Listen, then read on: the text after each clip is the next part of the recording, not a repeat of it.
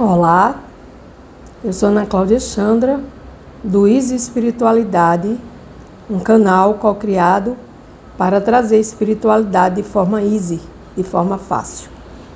Estamos dando continuidade ao compartilhamento da Bhagavad Gita, a canção do Supremo.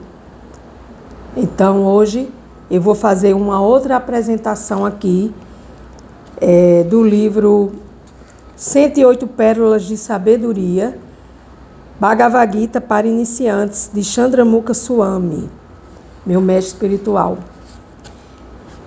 E por que eu vou fazer essa apresentação, saindo um pouco do livro da Bhagavad Gita, escrito como ele é, né? Escrito da forma como foi para ser descrita, né? No primeiro áudio eu falei, no primeiro vídeo, eu expliquei que o livro que eu uso, que eu compartilho, é um livro autorizado, é a ciência sagrada autorizada, né, organizada por Srila Prabhupada, que trouxe a consciência de Deus, de Krishna, para o Ocidente. Então, por isso que se chama Bhagavad Gita, a canção do Supremo, escrita do jeito como ele é, como é para ser escrito, como deve ser escrito, pela escrita autorizada, pela escrita que vem da sucessão discipular. Fazer minhas reverências. Om Agyana Timirandasya, Gyana Jana Salakaya, Chakshu Militaya Natasmai Shigruve Namaha. Embora eu tenha nascido na mais escura região da ignorância, esse mundo material, o meu mestre espiritual abriu meus olhos com a tocha do conhecimento transcendental. A tal mestre espiritual, eu presto minhas respeitosas reverências. Por quê? Porque a gente tem que prestar respeitosas reverências sempre a quem traz o conhecimento, a quem nos traz o conhecimento. E esse conhecimento ele é vindo de uma sucessão discipular que iniciou com o próprio Krishna, Bhagavan Krishna, a personalidade suprema de Deus, personalidade suprema de Deus, até os dias de hoje. Então, aqui uma breve apresentação do Bhagavad Gita, da Bhagavad Gita, a canção do Supremo. A Gita é parte do Mahabharata, isso já foi dito no primeiro vídeo. É um épico que narra a batalha de Kurukshetra, que ocorreu entre os Kauravas, que eram representantes do egoísmo, da inveja, do desejo de vingança e da busca desenfreada pelo poder. Então, nessa luta fratricida, de um lado tinha os representantes do egoísmo e do outro lado tinha os Pandavas, que era modelo de virtude e elevação espiritual. Então essa batalha, podendo reduzi-la ela e trazendo ela para o nosso interior, para o nosso interno, é a briga, é a luta do bem e do mal, que exerce poder entre a razão e a emoção. Então, de um lado estão os representantes do egoísmo, da inveja, do desejo da vingança e da busca desenfreada pelo poder. E do outro lado está o modelo de virtude e elevação espiritual. E aí, no meio tem a batalha, né? Onde o próprio Senhor Krishna, ele estava presente e ele começou a ditar a canção do Supremo para Arjuna, né? Nessa dimensão tão impressionante, né? Que não há como evitar trazê-los para o cotidiano do ser humano contemporâneo. Por quê? Porque essa batalha de Kurukshetra, ela traz, é um modelo que nós podemos trazer para a nossa vida, né? Kauravas e Pandavas, os Kauravas e os Pandas, os dois grupos que estão se enfrentando nessa batalha, representam duas forças que se enfrentam constantemente em nosso íntimo, já disse, o bem e o mal, né? A luz e a escuridão, provocando como resultado o nosso atual estado de consciência. Então, nós temos estados de consciência diversificados, por isso que cada um está num nível diferente de compreensão. Então, Chandramukha, ele traz essa comparação entre os Kauravas e os Pandavas. Os Kauravas representando o egoísmo e os outros representando, os Pandavas representando esse papel da elevação, do modelo da elevação da virtude espiritual. A influência dos Kauravas prevalece em nós, somos arrastados pelo medo, insegurança, paixões desenfreadas, ódios irracionais. Nesse momento estamos regredindo e alimentando nosso ego falso. Quando a gente alimenta o medo, a insegurança, as paixões desenfreadas, estamos alimentando o falso ego, que não é o nosso verdadeiro eu. O nosso verdadeiro eu é a alma, né? É preciso que a voz de Deus, de Krishna, possa ser entendida como a voz da consciência suprema que nos fala diariamente e através da intuição. Que vem em nosso socorro e ressoe em nosso interior. Por quê? Porque quando a gente escuta Deus na nossa batalha interior, na nossa batalha de Kurukshetra interior, a gente vai ouvir Deus e Deus vai dizer, olha, presta atenção. Bom, eu consigo escutar Deus, né? Eu venho me trabalhando, cantando os santos nomes de Deus, eu venho procurando fazer minhas práticas espirituais. Não sou modelo para ninguém, mas posso falar para vocês que eu venho modificando e escutando, me modificando e escutando mais essa voz de Deus, essa voz da consciência. Essa voz da consciência suprema, né? E para isso a gente deve desenvolver uma atitude enérgica contra nossas tendências de orgulho, de falso ego, essas tendências que são as tendências do lado negativo nosso, que nós temos esse lado negativo, todos nós temos, né? E quando a gente coloca as boas virtudes, a gente vai passar a agir em benefício próprio, em benefício nosso, em benefício do planeta, em benefício de Deus, né? Então, a gente precisa entender que a Bhagavad Gita, entender se quisermos, claro, ela traz uma nova oportunidade de visão espiritual, de consciência espiritual, de ouvir mais a nossa intuição, né? E de criarmos uma melhor visão nossa a cada dia, do nosso cotidiano, da nossa vida como alma neste corpo material, né? Então, desapegar-se do ego é doloroso, sim, com certeza, porque o ego quer mandar o tempo todo, né? É como perder um pedaço de si mesmo. Eis a diferença entre a batalha interna e a batalha externa. Na externa, é fácil saber quem são nossos inimigos, mas em relação à interna, não podemos dizer o mesmo, né? Por isso, Krishna argumentou que os inimigos de Arjuna não eram os Kauravas, mas os próprios desejos mundanos do guerreiro. Isto está escrito na Bhagavad Gita, capítulo 3, verso 37. Então, a gente precisa se apegar deste nosso falso ego. E a gente precisa descobrir quem são os nossos verdadeiros inimigos. Porque a gente pensa que está fora os inimigos, mas os inimigos estão dentro de nós mesmos, né?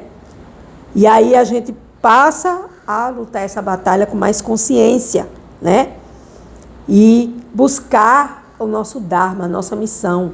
Dharma é aquilo que a gente não pode abandonar, aquilo para qual a gente veio fazer. Por exemplo, o meu Dharma é estar aqui agora, compartilhando sabedoria com vocês, comigo e com todos que queiram ouvir. E eu me sinto muito feliz em fazer esse pequeniníssimo trabalho do tamanho de uma formiguinha de açúcar. É assim que eu considero os meus pequeniníssimos atos, né? Então, precisamos buscar comportamentos, né, positivos, comportamentos de luz. E a Bhagavad Gita vai nos ensinar a partir do capítulo 1 até o capítulo 6. Praticamente o capítulo 1 é mais o cenário da guerra, como é que eles foram se preparando para lutar. E assim nós nos preparamos para lutar sempre. Mas chega na hora da batalha, a gente recua, a gente tem medo, a gente senta, a gente procrastina. E a gente não enfrenta esses inimigos externos e principalmente os inimigos internos, que são mais dolorosos, né? E mais difíceis de a gente se desapegar deles, né? O Dharma nos dá o direito ao trabalho, mas não aos seus frutos. Ele nos ensina a valorizar mais o caminho do que o destino. É isso que facilita o alcance do próprio destino. Então, o Dharma, ele está na missão. A minha missão é lutar. Então, eu tenho que buscar essa luta dhármica da minha missão e enfrentar a minha batalha, né? Mas sem me apegar aos frutos do trabalho. Por quê? Porque os frutos do trabalho, os resultados do fruto do trabalho, não pertencem a mim, sim ao Supremo Deus, Bhagavan Krishna, a suprema personalidade de Deus, o autor e o orador da Bhagavad Gita, a canção de Krishna, a canção do Supremo Deus, né? Não há nada mais libertador do que darmos o melhor de nós mesmos durante a execução de nossas tarefas. E agirmos com espírito de desapego. Gente, a palavra desapego, eu já li o Bhagavad Gita 2 vezes. E a palavra que mais aparece, não só no Bhagavad Gita, na Bhagavad Gita, né? Na canção, na Bhagavad Gita, na canção do Supremo, né? Às vezes, eu peço perdão aqui, que às vezes eu mesma me atrapalho. Não que eu esteja tentando ensinar nada errado, mas na Bhagavad Gita, sempre é na Bhagavad Gita, porque a Bhagavad Gita é a canção do Supremo, né? Então, o desapego é a palavra que mais aparece em todos os processos espirituais de consciência espiritual, de elevação espiritual, né? Por que desapego? Por que desapego? Né? Porque a gente precisa entender que existe uma lei universal, que ela se transforma constantemente e nos transforma e transforma as coisas, né? E por isso a gente não deve nutrir apego por nada que nos será tirado, evitando assim o sofrimento. Por quê? Porque a cada um é dado segundo vossas obras, e as obras elas têm início, meio e fim, e em algum momento elas vão terminar, e a gente vai passar para um outro estágio de vida, né? Então, a gente precisa buscar outra palavrinha muito importante aqui, né? Colocar os nossos sentidos para trabalhar juntamente com o nosso Dharma, né? Quando a gente coloca os nossos sentidos para trabalhar juntamente com o nosso Dharma, a gente oferece o serviço devocional, é usar os sentidos, né? Para Deus. Que sentidos? Sentidos de visão, audição, paladar, olfato, tato e os demais sentidos, né? Para que dê sentido à nossa vida, porque a gente está aqui para viver uma vida de oferenda a Deus, né? E quando a gente se entrega à gratificação desses sentidos que não é para Deus, significa que entramos pela porta da autodestruição, né? Então, a gente precisa ter discernimento, a gente precisa ter inteligência para discernir, e a gente só encontra esse discernimento e essa inteligência aonde? Na Bhagavad Gita, na canção do Supremo, que tem um caráter universal de ensinamento universal, onde o próprio Supremo Deus é o nosso maior professor, nosso maior mestre, nosso maior guru. O caráter universal da Gita, da Bhagavad Gita. O propósito da Bhagavad Gita é nos apresentar ao Atma, a alma, ou o ser imutável, transcendental ao tempo e espaço, que sempre existe, sem começo ou fim, livre de qualquer possibilidade de se medir. O que é que está falando? Sobre quem está falando? Está falando sobre a alma. A nossa alma, ela foi criada por Deus, né? E ela é livre e ela não pode ser medida e nem muito menos especulada por uma mente limitada que não tem conhecimento, que não tem estudo, né? Então, quando a gente busca a Bhagavad Gita, ela vai nos ajudar a superar os julgamentos limitados que costumamos fazer de nós mesmos e nos permite a ver além da esfera da impermanência e da identificação com o ego. Por isso que a gente tem que se aprender sobre o desapego e a gente tem que ir soltando essas amarras para que a gente se sinta mais livre e mais confiante, né? Para que a gente possa viver o nosso Dharma e a gente possa colocar os nossos sentidos a serviço de Deus, né? Então, dentro da Bhagavad Gita existe os versos, né? 18 capítulos, mais de 700 versos, né? Onde o próprio Supremo traz o entendimento para nós, almas condicionadas, sobre esse mundo exterior, que é chamado de Yoga Maya. Yoga significa união, Maya significa tudo aquilo que não é. Então a gente vive se unindo a tudo aquilo que não é, que é a ilusão material, né? E ampliar a nossa compreensão sobre a existência, a nossa existência, o que significa estar aqui agora existindo, né?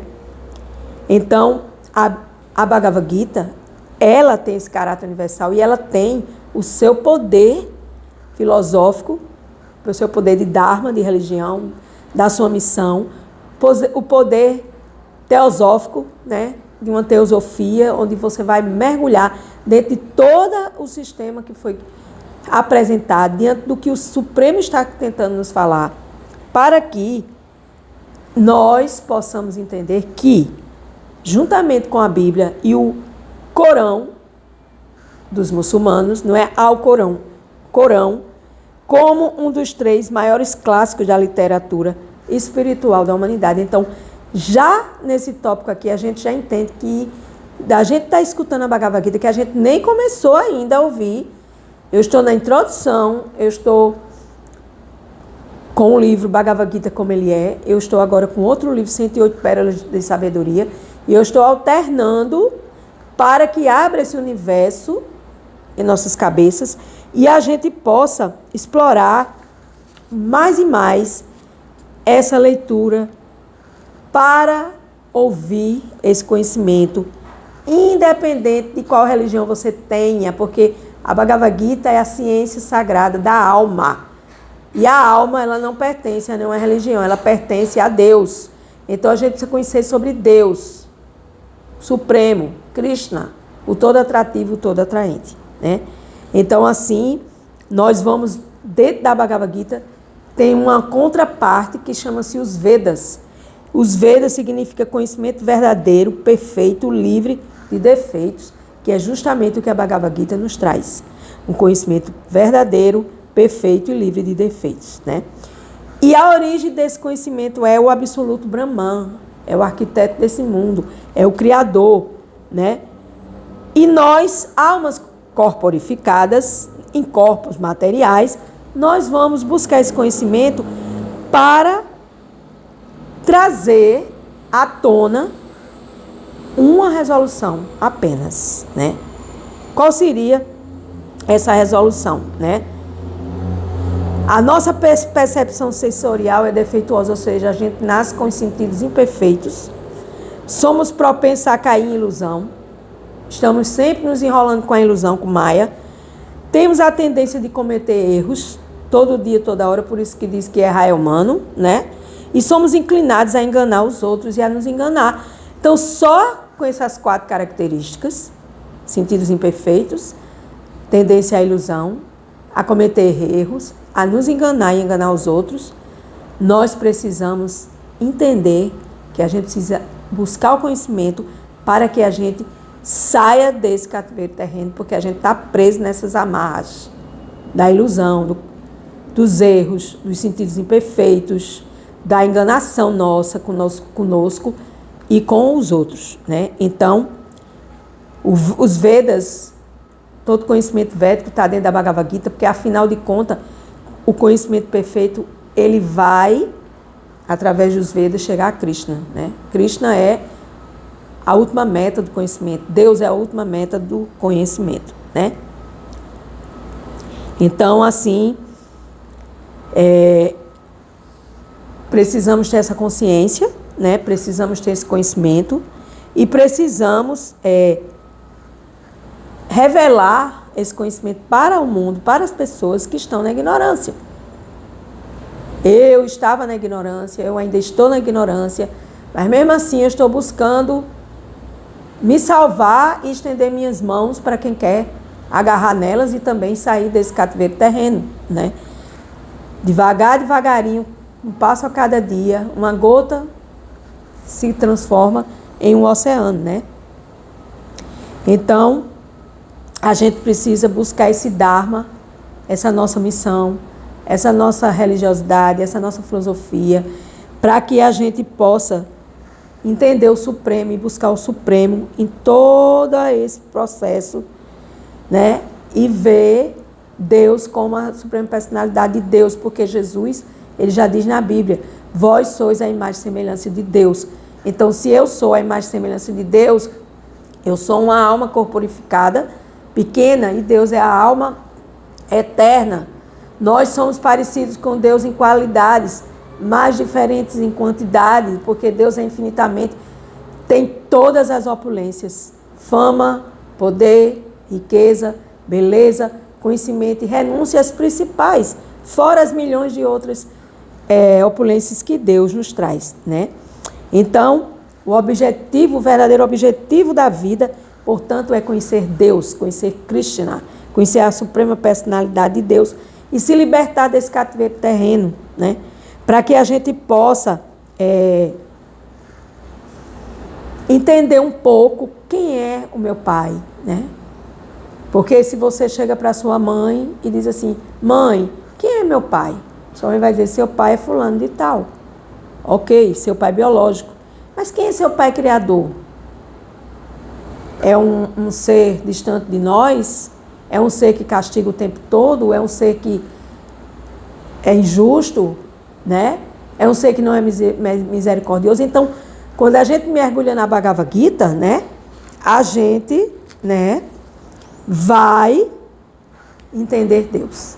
Porque Deus ele vai estar lá, através de verso em verso, né, 18 capítulos, mais de 700 versos, né, permitindo que nós escutemos o que ele nos ensina. Confesso que não é fácil, mas também não é impossível, né? E assim, né, com essa constituição que nós temos de alma, né, a nossa constituição é, eu sou uma alma eterna, cheia de conhecimento e bem-aventurança. Sat Chit Ananda. Eterna, cheia de conhecimento e bem-aventurança. Filha do maior que tem tudo e em todos, né?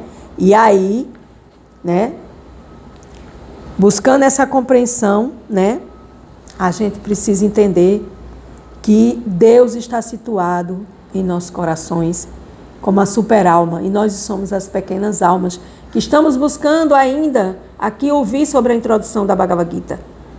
E pouco a pouco nós vamos chegando aonde devemos chegar, mas passo a passo. Então eu vou deixar no vídeo de hoje, Bhagavad Gita, capítulo 15, verso 15, diz o seguinte: eu estou situado no coração de todos como a super-alma, e é de mim que vem a memória, o conhecimento e o esquecimento. Deus nos dá a memória para que a gente possa ter um conhecimento e ao mesmo tempo um esquecimento. Se nós fôssemos nos lembrar do que fomos algum tempo atrás, a gente não conseguiria se libertar dessa nova imagem que nós estamos tentando criar através do conhecimento transcendental, que vai trazer esse conhecimento para a alma através da canção do Supremo Bhagavad Gita. Eu estou situado no coração de todos como a super-alma, e é de mim que vem a memória, o conhecimento e o esquecimento. Através de todos os Vedas, é a mim que se deve conhecer. Então, a filosofia védica não é proprietária da Índia.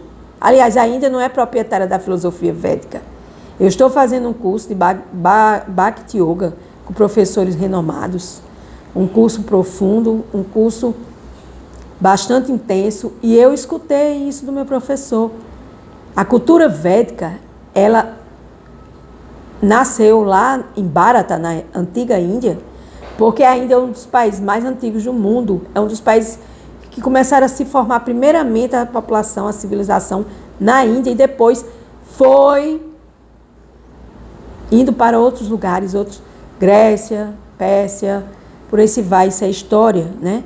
Mas o que vale salientar é que a Índia não é proprietária da cultura védica. A cultura védica foi feita para nós, almas condicionadas que vêm a este mundo porque estão apegadas a muitas ilusões materiais e que precisam sair deste cativeiro terreno.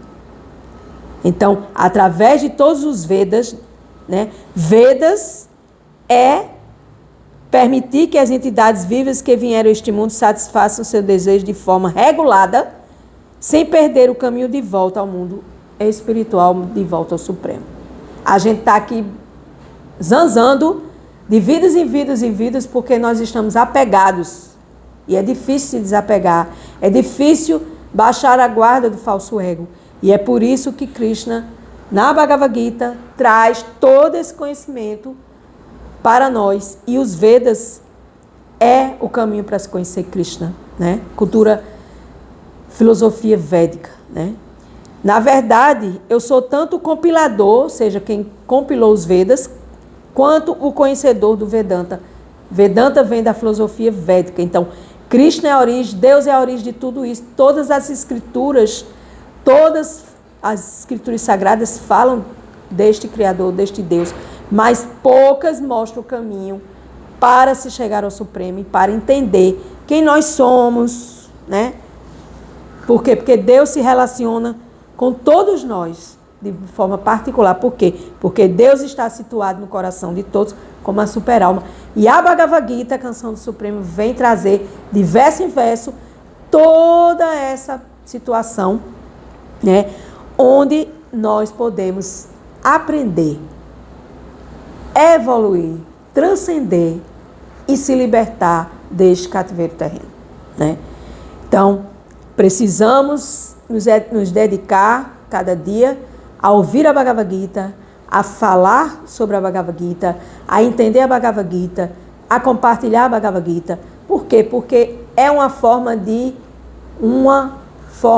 muito bonita de se fazer caridade com todos nós que estamos aqui nesse barco da ignorância, batendo de um lado para outro, caindo no oceano, se debatendo, querendo sair desse oceano e não tem quem nos tire desse oceano de ignorância. Mas aí quando vem uma tocha de conhecimento transcendental que traz a relação nossa com a Bhagavad Gita, com a canção do Supremo, aí a verdade espiritual vai ser revelada para nós através dos versos, né? Que são revelados por Deus para nós, né? Através da sua misericórdia infinita, porque Deus é misericordioso. Então, Ele quer que nós acordemos desse sono, dessa letargia, dessa preguiça, dessa procrastinação, né? Porque estamos vivendo a era de Kali. A era de Kali é uma era onde todo mundo tem preguiça. São pessoas, né, que estão aqui se debatendo uma com as outras, né? E eu vou falar aqui para vocês as características, né, que eu aprendi na aula, certo? Na minha aula com meu professor, que ele falou sobre a era de Kali, a era das cabeças de ferro, a era onde não entra quase absolutamente nada nas nossas cabeças, né? Então, por que não entra nada nas nossas cabeças? Aqui estão as características. A era de Kali é a era das pessoas que têm essas características, almas condicionadas em corpos condicionados. Pessoas que são briguentas, pessoas que são preguiçosas, pessoas que têm vida curta, almas em corpos que têm vida curta, no máximo, 80, 90 anos a gente já não está dando mais conta. Felizes são aqueles que passam dos 100 anos. Pessoas que têm problemas mentais, depressão e por aí se vai, pessoas perturbadas mentalmente, pessoas facilmente desorientadas e manipuladas, pessoas vagarosas para se desenvolverem espiritualmente. Essa é a era de Kali. Essas são as características aqui do livro Bhakti Yoga, a ciência da devoção. Então, não é religião, mas uma filosofia. E nesse processo, né, a gente precisa entender, né, que tudo foi organizado para nós, né, e que a gente precisa, se a gente quiser, se agarrar a esse barco do conhecimento transcendental para que a gente saia desse cativeiro terreno e a gente encontre libertação e liberação desse ciclo de samsara. Morte, nascimento, velhice e doença. São esses ciclos que todas as vezes que nós viemos aqui esse planeta Terra, esse planeta intermediário, nós temos a chance de subir ou estacionar e até mesmo descer, de acordo com os nossos cotidianos, com nossos pensamentos, sentimentos, com nossas atitudes. Então, por que perder tempo se está tendo a oportunidade de evoluir juntamente comigo, eu com vocês e todos nós juntos em direção ao Supremo, em direção à canção do Supremo, em direção à evolução da nossa alma. Por que perder tempo? Vou deixar vocês aqui com essa meditação. Por que perder tempo se nós temos todo o tempo do mundo aqui nesse planeta material, planeta Terra, para evoluir, para sair deste cativeiro? Na casa de Deus há muitas moradas. O livre-arbítrio, Deus é tão magnífico que Ele dá livre-arbítrio. Se você quer, vamos embora. Se você não quer, fica estacionado. Então, eu agradeço mais uma vez, peço perdão por algumas falhas. Eu sou apenas uma estudante que compartilha sabedoria e que quer ajudar esse planeta a se tornar um planeta melhor, mais lindo, mais equilibrado, e que a gente possa colocar sabedoria em nossos corações para que a gente possa ser amor e fazer o bem e sermos almas libertas deste cativeiro terreno. Com gratidão, eu encerro mais um dia da introdução da Bhagavad Gita. Gratidão.